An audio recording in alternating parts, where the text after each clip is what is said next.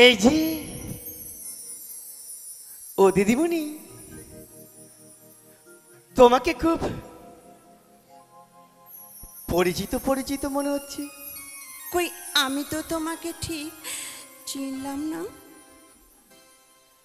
কোথায় যেন দেখেছি, কোথায় যেন দেখেছি।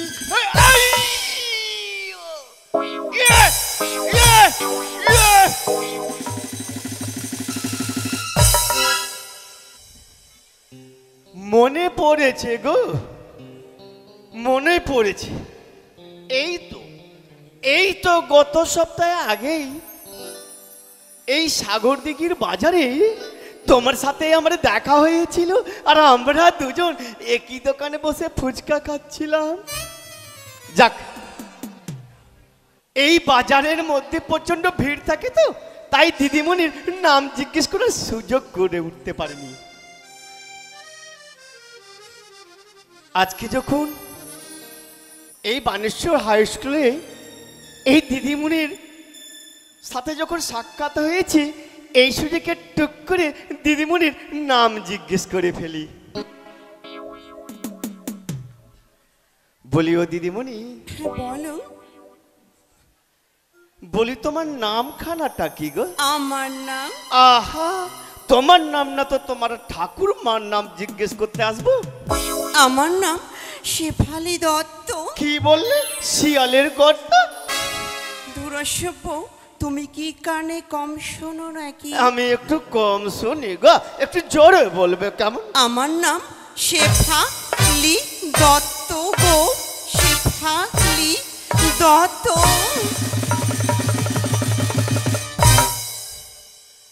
তাই বলো, আর আমি ভেবে বসে আছি তোমার নাম নাকি আবার শিয়ালের গর্ত গো, শিয়ালের গর্ত। আচ্ছা দিদিমণি, বলো। নাম তো জিজ্ঞেস করলাম, এবার বলবে তোমার বাড়িটা কোথায়? আমার বাড়ি সেই কলকাতায় গো। তোমার বাড়ি কলতলায়? না গো, কলকাতায়। কলকাতায়? আর আমি ভাবলাম কলতলায়। ইস, আচ্ছা তুমি যে এখানে আসছো, সেটা কোথায় থেকে আসছো? সেই সদর দমদম থেকেই। ও, তুমি হন হন করে চলে এলে? না গো, তাহলে সেই আমি দমদম থেকে আসছি। ও, আর আমি ভাবলাম হন হন করে চলে আসছো নাকি। এই যে ভদ্রলোক, হ্যাঁ। আমাকে তো একাপি আমার নাম জিজ্ঞাসা করলে, তাই না? হ্যাঁ, তা তো করলাম, তা তো করলাম। এবার তোমার নামটা কি একটু বলবে? দিদিমণি আমার নাম শুনতে চেয়েছে, এবারে আচ্ছা দিদিমণি যখন আমার নাম শোনার ইচ্ছা প্রকাশ করেছে, তো আমি একটু কায়দা কৌশল করে ঘুরিয়ে পেঁচিয়ে বলি, যাতে আমার নামের সাথে সাথে ওর একটু মনটা কুচুমুচু হয়ে যায়। দিদিমণি, তাহলে আমার নাম শুনো, মন দিয়ে শুনবে কেমন? বেশ। আমার নাম হচ্ছে বাটার রেট গভর্নমেন্ট গো। সেটা কখনো নাম হয় নাকি? কই বুঝতে পারলে না তো? কই না তো। এটা বুঝবে কি করে, এটা বুঝবে কি করে? এটা তো সম্পূর্ণ ইংরেজিতে নাম গো। আর তোমার মতো মেয়ে এত দূর তো লেখাপড়া করেনি যে আমার নাম সোজাই বুঝে উঠতে পারবি। আমি বলেছি আমার নাম বাটার রেড গভর্নমেন্ট, তাই না? আচ্ছা তুমি বলো তো দিদিমণি, বাটার মানে কি? বাটার মানে তো মাখন। বাটার মানে মাখন। ফুল স্টপ দাও, ফুল স্টপ দাও। দিলাম। বাটার মানে মাখন, আর রেড মানে? রেড মানে লাল। রেড মানে লাল। ফুল স্টপ দাও, ফুল স্টপ দাও। দিলাম। রেড মানে লাল, আর গভর্নমেন্ট মানে? সেটা তো সকলেই জানে গো, সরকার। আমারও নামও তো এমন দরকার। সব মিলিয়ে আমার নাম হচ্ছে মাখন লাল সরকার। আর ইংরেজিতে বলেছি বাটার রেড গভর্নমেন্ট, আর বাংলাতে হলে মাখন লাল সরকার। এই যে মাখনলাল, হ্যাঁ, তুমি বলো। কোথায় যাচ্ছ গো? ও, আমি কোথায় যাচ্ছি? হ্যাঁ গো। এই যে দিদিমণি, হ্যাঁ বলো। এই বানেশ্বর উচ্চ বিদ্যালয় রয়েছে না, সেখানে মাস্টারমশাইরা বিশাল অনুষ্ঠান করাচ্ছে। সেখানে আমাকে মানব পুতুল নাচ দেখাবার ডাক দিয়েছে গো, আমি তো সেখানেই যাচ্ছি। সেখানে তো আমারও ডাক পড়েছে গো। তাই নাকি? তাই নাকি? হ্যাঁ গো। ইস, বেশ ভালোই হলো গো। কেন? আরে আমাদের ওই একটা মোড় রয়েছে না, ওই মোড়টাতে নামিয়ে দিয়েছে। আমি বললাম একজনকে, টোটোওয়ালাকে বললাম, টোটোওয়ালা এই স্কুলটা কত দূরকে চাপেন, 20 টাকা লাগবে। তো তুমিও যখন এক জায়গায় যাবে, আমরা দুজন যখন একই জায়গায় যাচ্ছি, তো যেতে যেতে বরং একটা গান করো না, গানের তালে তালে চলে যাই। তাহলে মন দিয়ে শোনো। বেশ বেশ বেশ। বেশ।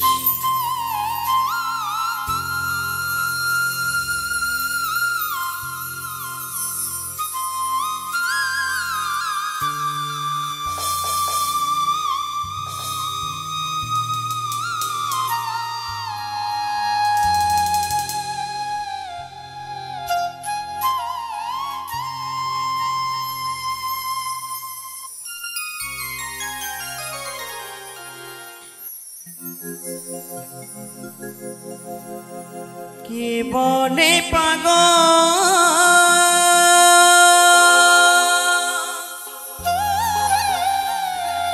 কে বলে পাগল,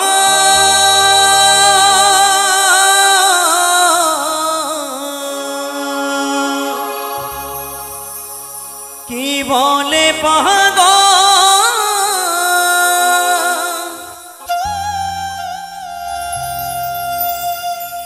কে বলে পাগল,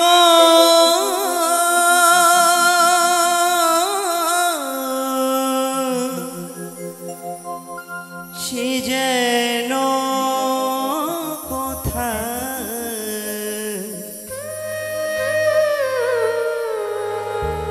রয়েছে কতই দূরে। মনে কেন এত কথা বলে,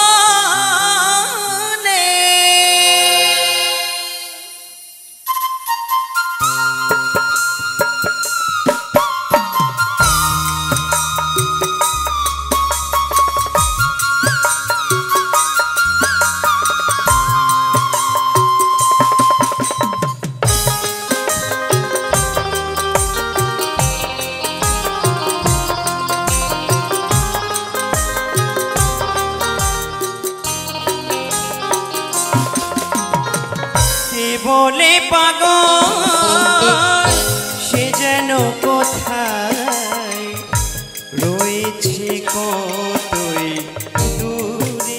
লে হ্যালো, মনে কেন এত কথা বলে, ও কে বাত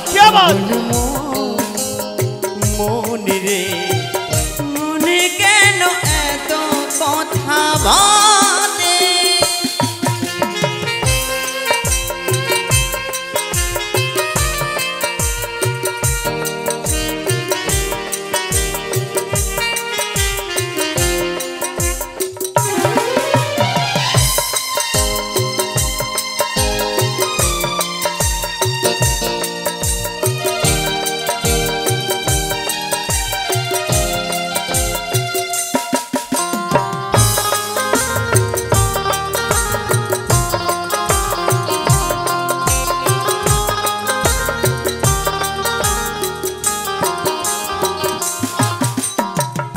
আশি তলার শির হইলে 40-এরই মন, মনে মনে এক না হইলে মিলবে না।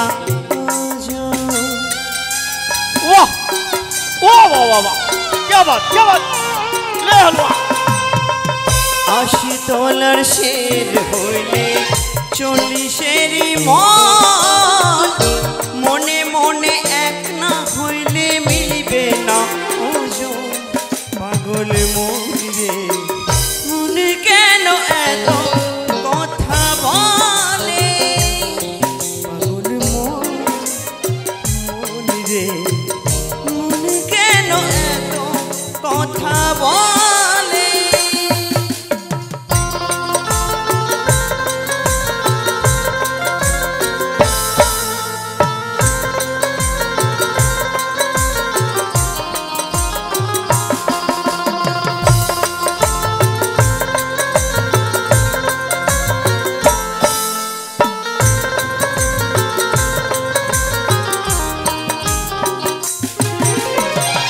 আমি বাকে আমার মনটা বাকে আজও পারলাম না আমার মনকে বুঝাইতে।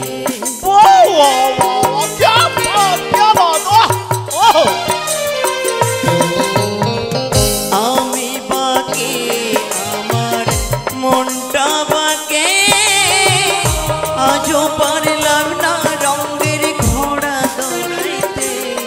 পাগল মন রে কেন এত কথা বলে, পাগল মন রে মন কেন এত কথা বলে, পাগল মন রে মনে কেন এত কথা বলে।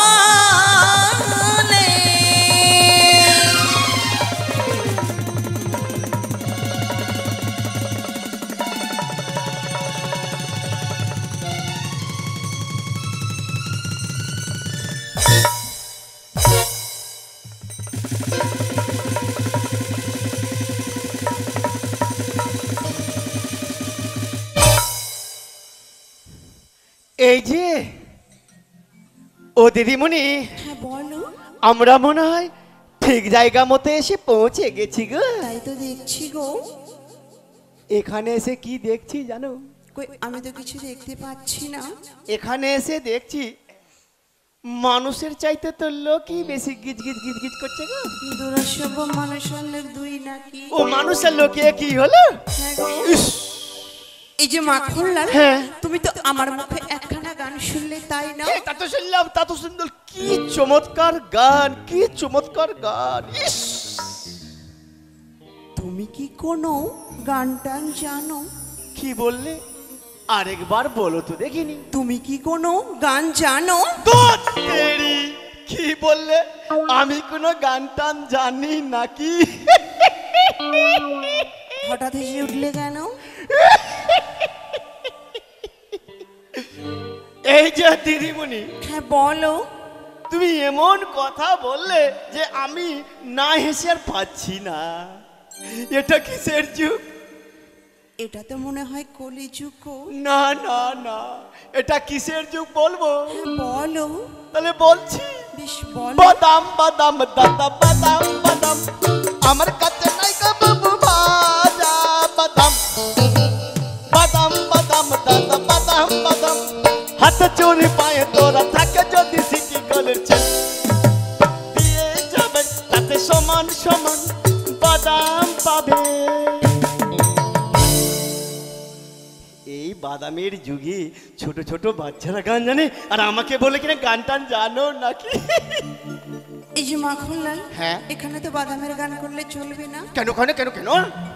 আমাদের সামনে বয়োজ্যেষ্ঠ লোক রয়েছে, তা তো রয়েছে। তাদের সম্মান জানিয়ে আমাদের অনুষ্ঠান শুরু করা উচিত, তাই না মাখনলাল? এই যে দিদিমণি, হ্যাঁ বলো।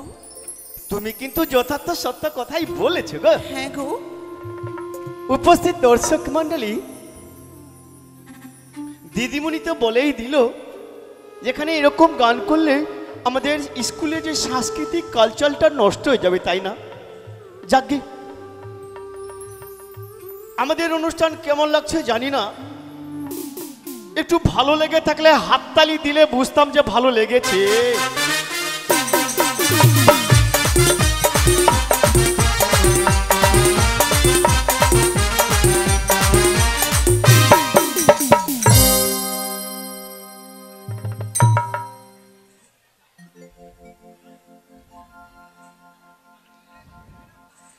এই যে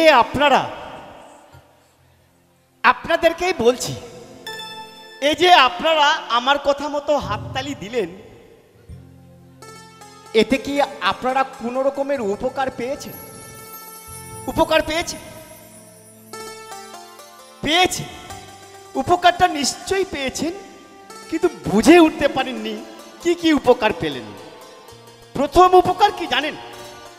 প্রথম উপকার হচ্ছে যে আপনারা অনেকক্ষণ ধরে এদিক সেদিক বসেছিলেন, হাতে ধুলোবালি লাগা ছিল, জোরে জোরে হাততালি দিলেন, সেটা ঝরে গেল। ঝরলো কিনা বলুন? এত তো উপকার নাকি? হ্যাঁ, বেশ বেশ বেশ বেশ, 1 নম্বর উপকার পেয়ে গেলেন। 2 নম্বর উপকার জানেন? এটা মারাত্মক। কি? এই যে শীতের রাতে অনেক দাদাদের দেখছি যে এমনি করে বসে আছেন। এমনি করে বসে থাকার মানেই হচ্ছে যে এই ঠান্ডাতে ওর হাতের তালু কন কন করছে, আর হাত থেকে পা থেকে কিন্তু বেশি গায়ে ঠান্ডা লাগে। লাগে কিনা বলুন? তো জোরে জোরে হাততালি দিতে থাকলে দেখবেন হাতের তালু গরম হবে, তা তো শরীরও গরম হতে থাকবে। থাকবে কিনা বলুন? আর এতে প্রেসারও ভালো থাকবে, মনটাও সুস্থ থাকবে। থাকবে কিনা বলুন? এটা 2 নম্বর উপকার হলো কিনা বলুন? আর 3 নম্বর উপকার জানেন? এটা মারাত্মক। এটা উপকার হচ্ছে যে স্কুলের মাস্টার মশাই এবং ছাত্র ছাত্রী মিলে সবাই পরিশ্রম করে যারা এই অনুষ্ঠান করছেন, অতি পরিশ্রম করে অনুষ্ঠানটা করছেন, এই রকম করে হাততালি দিতে থাকলে আর আপনাদের সহযোগিতা থাকলেই ওনাদের মনোবলটা চাঙ্গা হবে, বাড়বে। আর আমরা যে শিল্পী, এরকম হাততালি দিলে আমাদেরও মনোবলটা বাড়বে। বাড়বে কিনা বলুন? আমরা উৎসাহ পাবো আপনাদের হাততালির মাধ্যমেই। কি এটা উপকার নাকি? কি বলেন আপনারা? কিন্তু আপনারা এত রকমের উপকার পেলেন, এতে কি কোনো পয়সা খরচ হয়েছে বলুন? নিশ্চয়ই না। তো বিনা পয়সায় যখন এত রকমের উপকার পেলেন, তো সামনে কজন হাততালি কেন, পিছন থেকে সবাই মিলে হাততালি দিন।